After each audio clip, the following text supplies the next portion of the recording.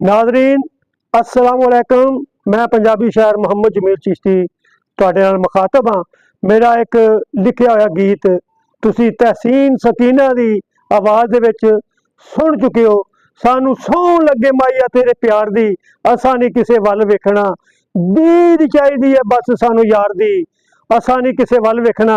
ये मेरे कोलों तुसी मेरी ज़बानी कलाम में शायर बेज़बाने शायर सुनो। बाज़बाने शायर सानू सौं लगे माइया तेरे प्यार दी, असा नहीं किसे वल वेखना, दीद चाहिदी है बस सानू यार दी, असा नहीं किसे वल वेखना।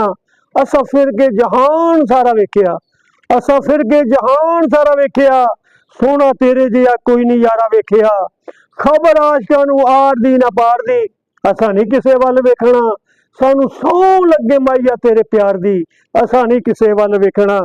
साडे दिल विच तेरा ही मकाम है, साडे दिल विच तेरा ही मकाम है, किसे गैर वाल तकना हराम है।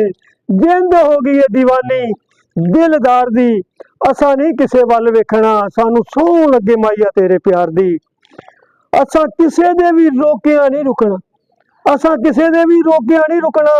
सर यार दे दवारे नहीं चुकना, लज रख ली जमील बेकरार दी, असा नहीं किसे वल वेखना। सानू सौं लगे माइया तेरे प्यार दी, असा नहीं किसे वल वेखना।